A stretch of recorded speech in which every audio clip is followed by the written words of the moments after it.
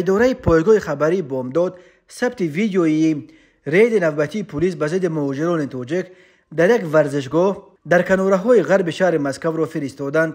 نیروهای پلیس به ورزشگاه زمانی فرو ریختند که مهاجران فوتبال بازی داشتند.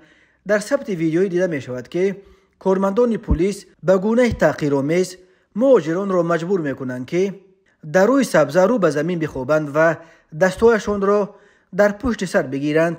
پلیس آنهایی را که سر وقت این امر را اجرا نکردند با شتاب بیرحمانه به شکم و پشت و حتی بر رویشان می زدند. ثبت با لحظه نیست تحقیرآمیز تقریباً 40-50 متر مهاجران را پشت هم قطار کردن و از ورزشگاه به شوبه بردن پلیس به پایان می رسد. به گفته مهاجران این رید روز استراحت 27 می سال 2023 در ورزشگاه واقع در کوچه بیلاویسکایا در نزدیکی شورای مژایسکایا در غرب مسکو صورت گرفته است. بنا به اطلاع رسانه‌های محلی یک ساکن محلی به پلیس شکایت کرده است که گویا مهاجران به ورزشگاه آمده یک گروه نورسان محلی را از آنجا پیش کردند، ورزشگاه را صاحب شدند و خودشان آنجا فوتبال بازی کردند. این ادعا در نهایت اثبات نشد ولی بهانه شد برای حرام کردن استراحت تقریبا 50 مهاجری که در ورزشگاه جمع شده بودند. در روزهای اخیر در شهرهای گوناگون روسیه درباره افزایش ریدها به ضد مهاجران تاجیک خبرها به دست میرسند.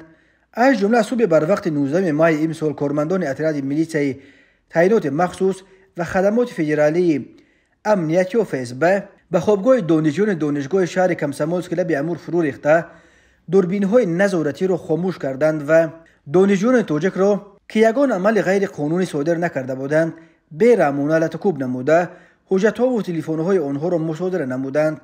دانشجویان تاجیک شکایت دارند که نیروهای آمان و فسب در خوابگاه تنها دانشجویان تاجیک را شکار می‌کردند و آنها را لطکوب و در رو قطار کردند و تنها بعد آن از آنها حجت پرسیدند. صبح 3 می باشد دهها مهاجر دیگر تاجیک را از خوابگاهشان در نزد ایستگاه مترو میتینو دستگیر کرده به پلیس بردند.